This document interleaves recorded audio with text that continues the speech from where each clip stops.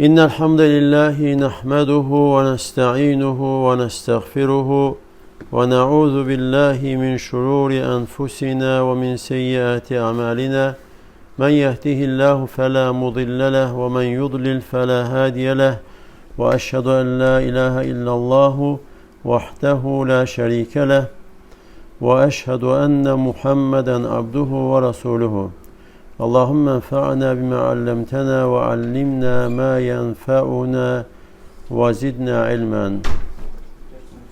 Allah Teala'dan istəyirəm ki, bizi öz dinində sabit eləsin. Və Allah Teala bu məclisə bərəkət versin. Deməli, gözəl əxlaq mövzusunda qalmışıq. Gözəl əxlaq, yəni Peyğəmbər sallallahu aleyhi və səlləmin əxlaqı. Əbu Umamə radiyallahu deyir ki, Allah Resulü sallallahu aleyhi və səlləm belə buyurmuşdur. Ənə zəimun bi beytin fi rabadil cənnəti limən tərəkəl mirəə və inkənə muhiqqan.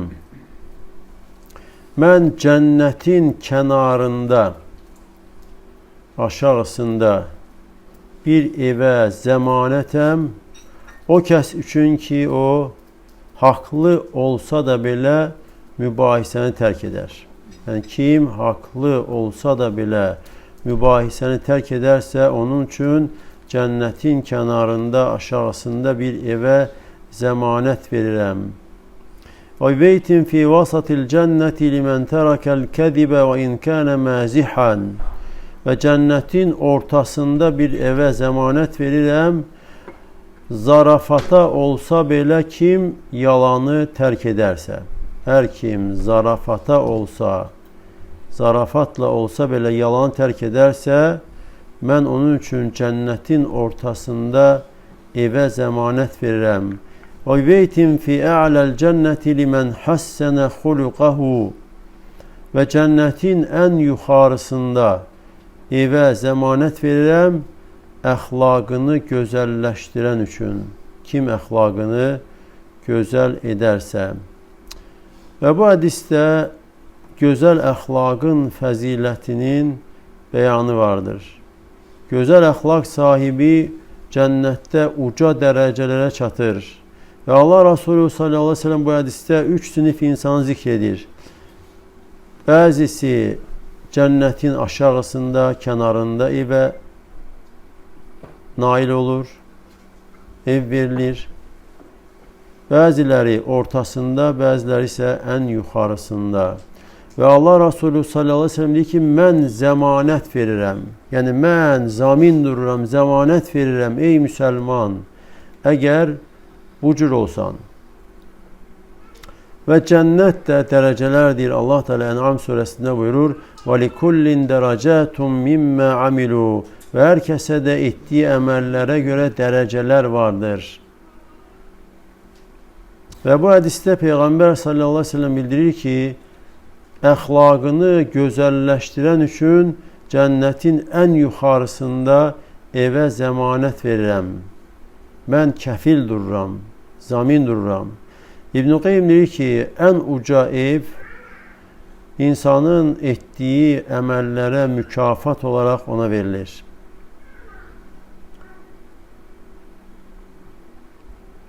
Və 3 dərəcənin 3-ündə də insana ev verilir uca əxlaqına görə, gözəl əxlaqına görə. Yəni, ən uca ev, ən yüksək ev verilir əxlaq gözəl olan. Ortada olan, yəni orta əxlaqdır. O da yalanı tərk edən, hətta zarafata olsa belə. Və aşağıda da, aşağı olan o da ki, yəni haqlı olduğu halda mübahisəni tərk edərsə. Və gözəl əxlaq bunların hamısını özündə şamil edir. Gözəl əxlaq sahibi həm yalanı tərk edir, həm haqlı olsa da belə mübahisədən uzaq durur. Əbu Zər radiyallahu deyir ki, Allah Resulü sallallahu aleyhi ve sellem mənə belə dedi, İttəqillə haysumə kuntə, harda olsan da Allahdan qorx, təqvalı ol, əmirləri yerinə yetir, qadağanlardan uzaq dur. ve pisliğin ardınca yaxşılıq et ki onu silsin. Yəni birdən bir pislik, bir günah etsən, ardınca yaxşılıq et ki onu silsin və insanlarla gözəl əxlaqla davran. Və bu hədisdə 3 cümlə keçir. Və bu da Peyğəmbər sallallahu aleyhi və səlləmin az kəlmələrlə çox məna əhatə edən sözlərindəndir. Və bu hədisdə Allah Resulü sallallahu aleyhi və səlləm davranış, müamilənin əsaslarını cəm edir. Allahla davranış, müamilə, insan öz nəfsi ilə davranışı, müamiləsi və bir də insanlarla müamilə davranışı. Və hər bir cümlə də, bu hədisdə keçən hər bir cümlə bu əsası, bu 3 dənə əsası bəyan edir. Birincisində deyir ki, harda olsan Allahdan qorx, Allaha qarşı təqvalı ol. Yəni Allaha qarşı təqvalı ol. Yəni Allah Teala'nın əmir və qadağanları ilə yaşa. Əmirlərini yerinə yetir, qadağanlarından uzaq dur. Allah Teala'ya nəyi əmr edibsə, hansı söz, hansı əməl, sən onda ol. Və Allah nəyi qadağan edibsə, onlardan uzaq dur. Və bu da elə bir əsasdır ki, hansı ki Allahla davranış, insanın müamiləsi bunun üzərində qurulur, o da təqvadır. Və təqvanı da Allah Teala təkcə bu ümmətə yox, bundan öncəki ümmətlərə də buyurmuşdur. Necə ki Allah Teala buyurur Nisə surəsi 131-ci ayədə وَلَقَدْ وَصَّيْنَا الَّذِينَ أُوتُوا الْكِتَابَ مِنْ قَبْلِكُمْ وَإِيَّاكُمْ أَنِ اتَّقُوا اللّٰهَ Artıq biz sizdən öncə kitab verilənlərə də və sizə də tövsiyə etdik ki, Allahdan qorxun, təqvalı olun. Və Quranda da təqvanın zikri, bəyanı, onun savabı, mükafatı, yəni müttəqilərə nələr veriləcəkdir, bu Quranda zikr olunmuşdur və bu barədə ayələr də çoxdur. Və ikinci əsas, birdən bir pislik etsən, onun ardınca yaxşılıq et ki, onu silsin. Və bu da insanın öz nəfsinə qarşı davranış müamiləsidir ki, üzərində fəzilətlər qurulur.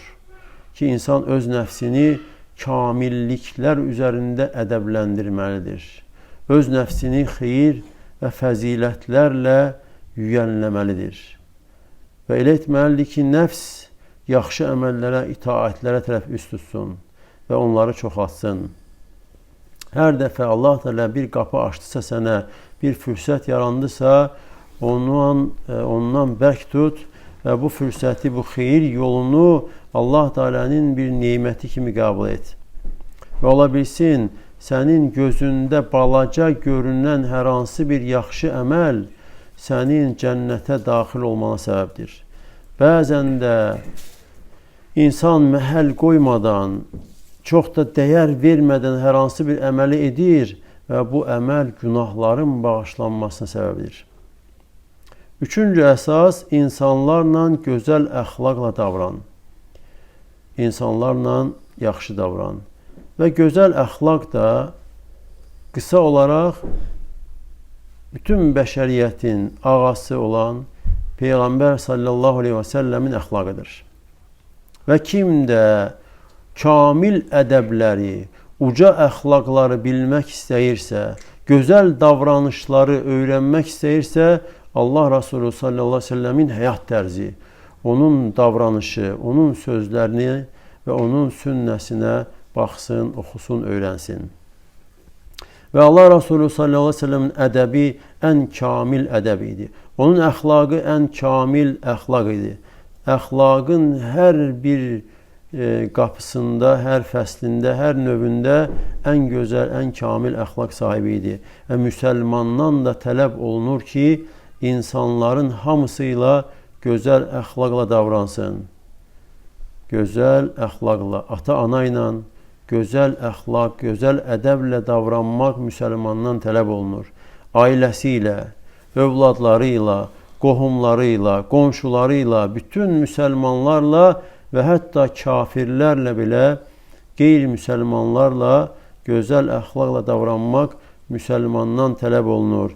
Və Allah Teala buyurur Mumtəhinə surəsində La yenhâkumullahu anillezîne lem yuqatilukum fid-dîni ve lem yukhricukum min diyarikum en teberruhum ve tuqsitu ileyhim. Allah Teala size qadağan etmir. Sizinle vuruşmayanlar, yani dine göre sizinle vuruşmayanlar ve sizi diyarınızdan, yurdunuzdan çıxartmayanlara karşı yaxşılıq etmək və onlarla ədalətli davranmağı Allah qadağan etmir. Həqiqətən Allah ədalətli olanları sevir. Və Allah Resulü sallallahu aleyhi ve sellem müsəlman olmayan kafirlərlə, müşriklərlə elə gözəl davranırdı ki, onların hidayətinə səbəb olurdu və onlar İslam dininə daxil olurdular və kişi gəlirdi və necə ki hədislərdə gəlir, deyir ki, yer üzərində mənim üçün ən nifrət etdiyim, buğz etdiyim insan Muhammed sallallahu aleyhi ve sellem idi. Və sonra onu görəndə, onun gözəl əxlaqını, uca ədəblərini görəndə və dərhal iman gətirir və yer üzərində ən sevdiyim insana çevrilir. Necə ki Allah Teala İmran surəsi 159-cu ayədə buyurur: "Fəbimə rahmetin minallahi lintə lehum." Sən Allahdan bir rəhmət olaraq onlarla mülayim, təmkinli, xoş rəftar etdin. وَلَوْ كُنْتَ فَضًّا غَلِيظَ الْقَلْبِ لَنْفَضُّوا مِنْ حَوْلِكَ Əgər sən kobud, daş, sərt qəlbli olsaydın, sənin ətrafından dağılışardılar.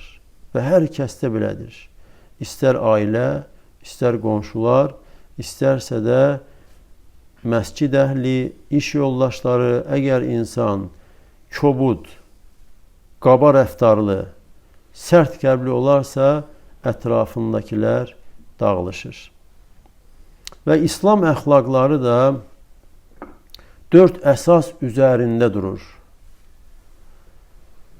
4 əsas üzərində durur. Və kim də bu 4 əsası öyrənər və buna əməl etməyə çalışarsa, Allah Teala'nın izni ilə gözəl əxlaq sahibi olar ki, hansı ki Allah Resulü sallallahu aleyhi ve sellem cənnətin ən yuxarısında evə zəmanət vermişdir. Və gözəl əxlaq sahibi gecələr namaz qılıb, gündüzlər oruç tutan insanın dərəcəsinə çatır. Və kim də bu 4 əsası zay edərsə və yaxud da bu 4-ündən hər hansı birisini, ikisini zay edərsə, onun əxlaqı zay olar. Bu 4 əsasın korlanmasından asılı olaraq. Və bu 4 əsas, 4 dayaq, 4 rukun, hansı ki əxlaqın dayaqlarıdır və bunlar 4 hədisdə cəm olmuşdur. Hər hədisdə birisi vardır. Hər bir hədis bu 4 əsasdan birisini özündə əhatə edir. İbn-i Rəcəb Rahiməhullah kitabında, Cəmiül Ulum vəl Hikəm kitabında Əbu Muhammed İbn-i Əbi Zeyd Əl-Qayravanidən, hansı ki Maliki məzhəbində öz dövründə imamlardan olub, yəni Əhl-i Sünnə alimlərindən olubdur. Deyir ki, bütün xeyir ədəblərinin cəm olduğu yer 4 hədisdəndir. Birinci Peyğəmbər sallallahu aleyhi ve sellem bu sözü ki, kim Allaha və qiyamət gününə inanırsa, ya xeyir söyləsin, ya sussun. İkinci, Peyğəmbər sallallahu aleyhi ve sellem buyurur ki, kişinin, yəni kişi deyəndə qadın, kişi hamısı aiddir. Yəni kişinin İslamının gözəlliyindən özünə aid olmayan şeyi tərk eləməsi. Və üçüncüsü necə ki kişi gəlib tövsiyə istəyir Peyğəmbər sallallahu aleyhi ve sellemdən, deyir ki, la tağdab, qəzəblənmə. Və dördüncüsü isə Allah Resulü sallallahu aleyhi ve sellem deyir ki, el-mu'minu yuhibbu li əxihi mə yuhibbu li nəfsihi. Əsil mömin, həqiqi mömin özü üçün sevdiyini qardaşı üçün sevəndir. Və bu hədis, hansı ki bu 4 hədisin 4'ü də İmam Nəvavinin 40 hədis kitabında zikr olunur. Və bu hədislər özündə əxlaq və ədəbləri cəm edir. Bütün uca əxlaqları, gözəl ədəbləri, hansı ki Allah Resulü sallallahu aleyhi ve sellem bu ədəb və əxlaq üzərində idi. Və kim də bu hədisləri anlamağa müvəffəq olarsa, anlayıb başa düşməyə və sonra onu tətbiq etməyə müvəffəq olarsa, əxlaqın rukunlarını, dayaqlarını özündə cəm etmişdir. Çünki əxlaq bu 4 dayaq üzərində qurulur. Birinci hədisdə zikr olundu ki, kim Allaha və qiyamət günə inanırsa, ya xeyir söyləsin, ya da sussun. Yəni, bu dili qorumağa aiddir. Dili qorumaq. Və kim də dilini qorumazsa, o insan gözəl əxlaq sahibi ola bilməz. Gözəl əxlaq sahibi ola bilməz dilini hifz etməyən insan. Çünki uca əsaslardandır, əzəmətli əsaslardandır ki, yəni əxlaq, kamil əxlaq, tam əxlaq bunun üzərində qurulur, dili hifz etmək, qorumaq. Və dili hifz etmək də onu qorumaq, hifz etmək, yəni fayda olmayan sözlərdən. Necə ki, Allah Resulü sallallahu aleyhi ve sellem deyir ki, فَلْيَقُلْ خَيْرًا اَوْ لِيَسْمُتْ Ya xeyir söyləsin, ya da sussun. Yəni, sanki Peyğəmbər sallallahu aleyhi ve sellem dəvət edir. Müsəlmanı danışmaq istəyən şəxsi ki, danışmazdan əvvəl fikirləş, nitq söyləməzdən əvvəl düşün. Əgər kəlmə sənin ağzından çıxmayıbsa, sən söyləməmsənsə, sən o kəlmənin, o sözün sahibi ağasısan. Əgər səndən o söz çıxdısa, söz sənə sahib olur. Necə ki, başqa hədisdə Peyğəmbər sallallahu aleyhi ve sellem deyir ki, yəni sonradan üzrxahlıq edəsi bir söz söyləmə. Yəni elə bir söz söyləmə ki, sonra üzr istəyəsən.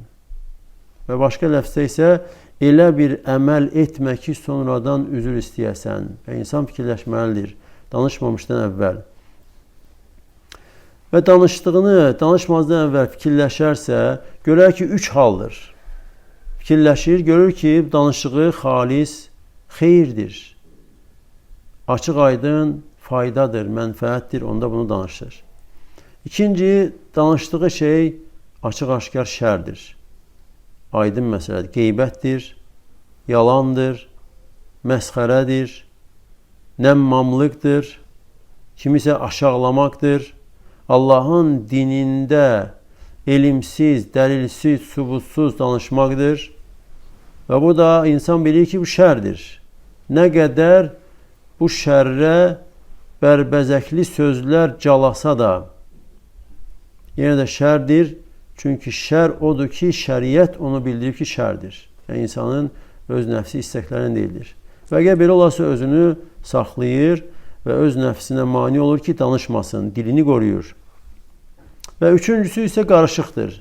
Bilmir ki, xeyirdir, şərdir. Və bu barədə də yəni, ən yaxşısı susmaqdır. Peyğəmbər sallallahu aleyhi ve sellem buyurur ki, فَمَنِ اتَّقَ الشُّبُهَاتِ فَقَدْ اسْتَبْرَى لِدِينِهِ وَعِرْضِهِ Və kim də şübhəli şeylərdən çəkinər, həzər edər, ehtiyat edərsə, dinini və irz, namus, şərəf, ləyaqət, ad sanını qorumuş olar. Və həmçinin başqa hədisdə buyurur ki, دَعْمَ يَرِبُكَ إِلَى مَا لَا يَرِبُكَ Yəni, şək, şübhə etdiyin şeyi tərk elə, şübhə etməyədiyinə tərəf get. Və əxlaq məsələsində bu əsasdır ki, insan dilini qorumalıdır. Əsl kişi, həqiqi müsəlman dilinə sahib çıxan insandır. Danışdığı sözləri qoruyan insandır.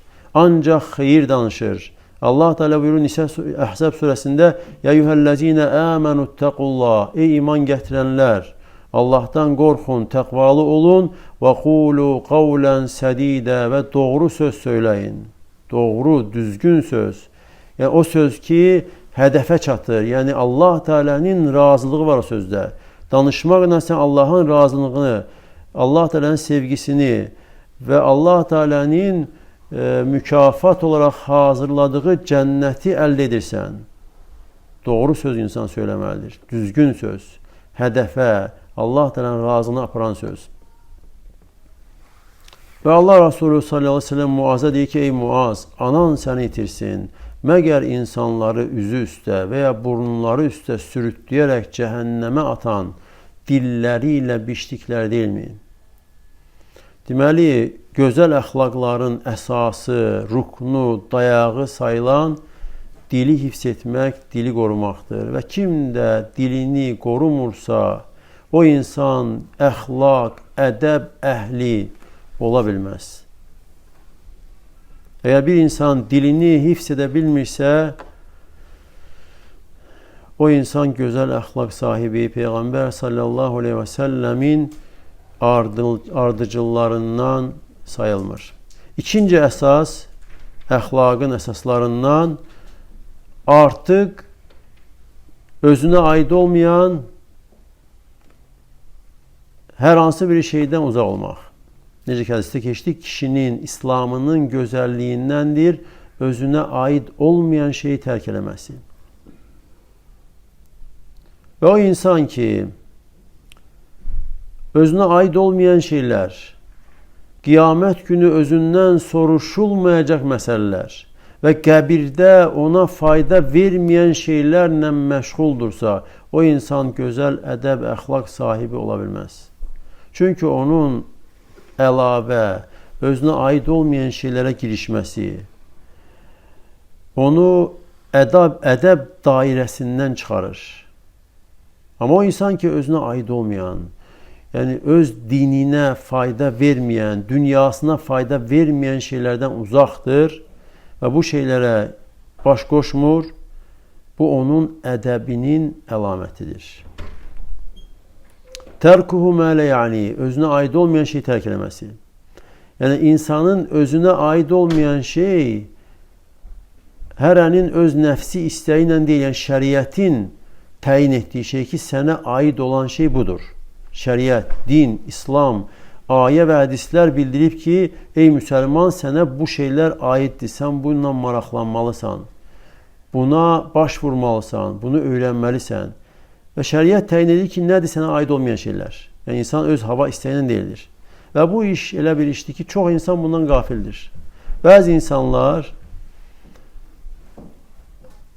yaxşını əmr edib pisdən çəkindirməyi, kiməsə Allah Teala'nın dinini çatdırmağı və kimisə günah üzərində görəndə günahdan çəkindirməyi elə başa düşür, elə anlayır ki, özünə aid olmayan şeydir.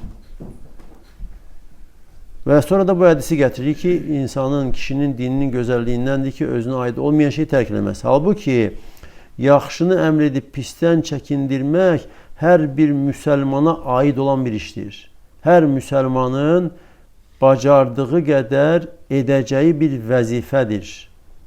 Ata evdə, misal üçün, övladına, həyat yoldaşına və yaxud da qonşularına, qohumlarına, iş yoldaşlarına yolda gözəl şəkildə, doğru, düzgün şəkildə gördüyü pis əməli çəkindirməlidir. Amma gözəl üslubla, yəni kobudluqla, sərtliklə yox. Və bu ikinci dayaq. Üçüncü dayaq, əxlaq dayaqlarından emosiyaların ardınca getməmək. Qəzəb kimi. Xüsusən də qəzəb, Peyğəmbər sallallahu aleyhi ve sellem o kişi tövsiyə istəyən deyir ki, qəzəblənmə. Və insan hissiyata qapanıb, qəzəblənirsə əgər və qəzəbləndiyi vaxt hər hansı bir söz söyləyir və yaxud hər hansı bir əməl edir, qəzəbləndiyi vaxt və sonra bu qəzəb halında elədiyi hərəkət, danışdığı sözlər onu əxlaq və ədəb dairəsindən kənara atır. Necə ki, deyilmişdir, qəzəb əvvəli məcnunluqdur, axırı peşmançılıqdır. Çünki qəzəbləndiyi vaxt insan qəzəbinin gərəkdirdiyi sözü danışır, əməl edirsə, heç bir çərçivəyə sığmayan söz və əməllər və onda insan əxlaq və ədəb dairəsindən kənara çıxır və o insan gözəl əxlaq sahibi ola bilməz.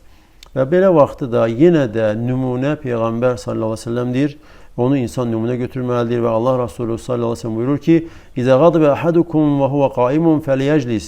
Sizdən biri ayaq üstədirsə, qəzəblənibsə otursun. Ayaq üstə olduğu vaxt qəzəblənibsə otursun. Fəin zəhəbə anhul qadabu və illə fəliyəttaci'. Əgər qəzəb ondan getdisə, nə yaxşı, nə gözəl, yoxsa uzansın. Və bu əmələ aiddir. İnsan ayaq üstədirsə otursun. Getməzsə uzansın. Yəni bədənini, bədən üzvlərini qorusun. Və dilə gəldikdə isə Peyğəmbər sallallahu əleyhi və səlləm buyurur ki: "Və idə ghadiba ahadukum falyaskut." Sizdən biri qəzəbləndisə sussun. Yəni danışmasın. Qəzəb vaxtı insan sussun və həmçinin bədən üzvlərini də oturaraq və yaxud da uzanaraq bədən üzvlərini də artıq hərəkətdən saxlasın, mane olsun. Bu iki iş, danışıq və əməl. Qəzəb vaxtı müsəlmandan tələb olunur ki, bədən üzvlərini artıq hərəkətdən saxlasın, mane olsun, oturaraq və yaxud da uzanaraq və bir də dilini qorusun qəzəb vaxtı. Və kim də gözəl əxlaq sahibi olmaq istəyirsə, hər bir işdə Peyğəmbər sallallahu aleyhi və səlləmi özünə nümunə götürməlidir. Hər bir əməldə. Və bu hədis hansı ki, kişi soruşanda ki, ya Resulallah, mənə tövsiyə elə, Allah Resulü sallallahu aleyhi və səlləmi qəzəblənmə və sonra o həmən səhabə, Peyğəmbər sallallahu aleyhi və səlləmin tövsiyə etdiyi səhabə deyir ki, mən fikirləşdim və gördüm ki, qəzəb bütün şərləri cəm edir. Bütün şərlərin məsdəri sanki qəzəbdir. Çünki insan qəzəbləndisə, yəni bu qəzəb onu şərlərə aparır. Sözdə və əməldə. Dördüncü dayaq, əxlaqın dayaqlarından insanın sinəsinin salamat olması. Və birincisi nə idi? Dili qorumaq. İkinci, özünə aid olmayan şeylərdən uzaq durmaq. Üçüncüsü, qəzəb, yəni hissiyat, emosiyaları cilovlamaq.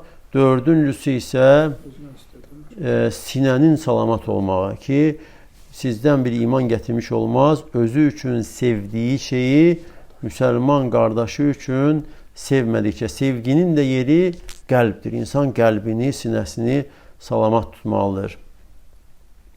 Və bu hədis də əxlaq mövzusunda əsaslardan sayılır ki, insan qəlbini, sinəsini başqalarına qarşı salamat tutmalıdır. Kin, küdurətdən, həsəddən, düşmənçilikdən, hər cür pis xəstəliklərdən və Allah Teala Həşr surəsinin 10-cu ayədə möminlərin duasını bizə çatdırır, bizə bildirir ki, möminlər dua edirlər və deyirlər ki, ey Rəbbimiz, bizim qəlbimizdə iman gətirənlərə qarşı kin, küdurət, düşmənliyə yer vermə. Və qəlbin salamat olmağı da əzəmətli bir dayaqdır ki, əxlaq bunun üzərində qurulur. O insan ki, qəlbində pis şeylər var, pis duyğular, pis istəklər var, şərlər var, o insan əxlaq əhli ola bilməz. Çünki daxilin korlanması zahirə üzə vurur. Allah Resulü sallallahu aleyhi ve sellem bilir ki, bilin, diqqət edin, bədəndə bir ət parçası var ki, əgər o salamat olarsa, salih olarsa, bütün bədən salamat, salih olar. Əgər o korlanarsa, bütün bədən korlanar. Bilin ki, o da qəlbdir. Əgər insanın qəlbi salamat olarsa, sinəsi, gizlisi salamat olarsa, o pis şeylər olmazsa, Allah Teala'nın izni ilə o insan gözəl əxlaq sahiblərindən olar. Və İslam dinində, İslam şəriətində gözəl əxlaq və gözəl ədəbin uca yeri vardır. Əgər bir müsəlman İslam ədəblərini, İslam əxlaqlarını öyrənməyə müvəffəq olarsa, çünki öyrənmək özü Allahdan müvəffəqiyyətdir və həmçinin Allahdan kömək, yardım istəyərsə, onu doğrultmaq üçün çoxlu xeyir əldə edər. Və əgər belədirsə, biz müsəlmanların İslam əxlaqlarını öyrənməyə ehtiyacımız böyükdür. Niyyəti düzəldərək. Çünki niyyətə bəzən pis şeylər qarışır. İnsan əxlaqını, ədəbini düzəldir ki, baxıb desinlər ki, nə ədəblidir bu. Əxlaqla davranır, ədəblə davranır ki, desinlər ki, müsəlman belə olmalıdır. Desinlər deyə, insanlara görə. Və insan daim niyyətini yoxlamalıdır. Niyyətini araşdırmalıdır. Niyyət insanın müvəffəqiyyətinə səbəbdir. Və insan İslam ədəblərini öyrənərkən, İslam əxlaqını öyrənərkən birinci niyyəti olmalıdır ki, öz üzərindən cahillik keçsin. Özü cahil olmasın. Bu ədəb və əxlaq mövzusunda cəhalət üzərindən qalxsın. Sonra öz nəfsi ilə mübarizə aparmalıdır, cihad etməlidir ki, bu ədəb və əxlaqları həyata keçirsin. Ankəbut surəsinin axırıncı ayəsində Allah buyurur ki: "Vallazina cahadu fina lenehdiyennahum subulana." Bizim yolumuzda çalışanları, cihad edənləri biz öz yollarımıza yönəldərik, müvəffəq edərik. Və innallaha lema'al muhsinin. Həqiqətən Allah muhsinlərlə, yaxşı əməl sahibləri ilə bərabərdir. Və Allah Resulü sallallahu aleyhi ve sellem buyurur ki: "İnnemel ilmu bit-taallumi." İlim öyrənməklədir. Öyrənməyə çalışmaqladır. Və innemel hilmu bit-tahallum. Həlimlilik, təmkinlilik, mülayimlik çalışmaqladır, həlim olmağa. Və kim də xeyri axtararsa, xeyir ardınca gedərsə ona verilər. Və kim də şərdən çəkinərsə, şərdən qorunmaq istəyərsə, şərdən qorunar. Və bu məsələdə də insan Allahdan yardım, kömək diləməlidir. Allahın müvəffəqiyyəti olmasa, insan heç bir xeyir, heç bir ədəb və əxlaq sahibi ola bilməz. Necə ki, sələflərdən sözlər gəlib və onlar deyərdilər ki, əgər qəlbim çıxarılıb sol əlimə qoyulsa və bütün xeyirlər də sağ əlimə qoyulsa və sonra bunlar ikisi bir-birlərinə yaxınlaşdırılsa, Allah Teala'nın kömək, yardımı, müvəffəqiyyəti olmasa, mən bu xeyirləri bu qəlbimə qoya bilmərəm. Və Allah Resulü sallallahu aleyhi ve sellem sevdiyi sahabə Muaz'a deyir ki, ey Muaz, Allaha and olsun ki, mən səni sevirəm. Və Muaz da deyir ki, ya Resulallah, atam, anam sənə fəda olsun, Allaha and olsun, mən də səni sevirəm. Və sonra Peyğəmbər sallallahu aleyhi ve sellem Muaz'a deyir ki, hər namazın ardından bu duanı deməyi tərk eləmə. Allahümme a'inni ala zikrikə və şükrikə və husni ibadətikə. Allahım, mənə yardım et, sənə zikr etmək, sənə şükr etmək və sənə gözəl ibadət etməyi. Başqa rəvayətdə isə Peyğəmbər sallallahu aleyhi ve sellem insanlara deyir, ey insanlar, duada çalışmaq, yaxşı İctihadla dua etmək istəyirsinizmi? Sevirsinizmi? Dedilər ki, bəli, ey Allahın elçisi. Dedi ki, deyin ki, Allahım, bizə yardım et, sənə zikr etmək, sənə şükr etmək və sənə gözəl ibadət etməyə. Və bu dua namazdan sonra deyilir və həmçinin gün ərzində hər hansı bir vaxtda insan istədiyi vaxt bu duanı edə bilər. Və bu duanı etməlidir. Hər bir müsəlman Allah Teala'dan kömək, yardım istəməlidir. Və xülasə olaraq insan bu məsələdə nəfsi ilə cihad eləməlidir. Və 5 qapıda, 5 yerdə. Birincisi, nəfsi ilə cihad eləməlidir ki, niyyətini düzəltsin deyə. Niyyət yaxşı olsun. Süfyan Səvri deyir ki, mən niyyətimdən daha çətin şeyi müalicə etmədim. Çünki qəlbim hər dəfə dəyişir. İkincisi, nəfsi ilə cihad eləməlidir ki, bu əxlaqları öyrənsin, bu ədəbləri öyrənsin və bu mövzuda yazılan kitabları oxusun. Üçüncüsü, nəfsi ilə cihad etməlidir ki, bu ədəb və əxlaqları öz həyatında yaşatsın deyə. Və Allah Resulü sallallahu aleyhi ve sellem hədisdə buyurur ki, əsl mücahid, həqiqi mücahid o şəxsdir ki, nəfsinə qarşı cihad edir, Allaha itaət etsin deyə. Və dördüncüsü, nəfslə cihad etməlidir ki, bu əxlaq və ədəbləri insanlara çatdırsın, insanlara bəyan etsin.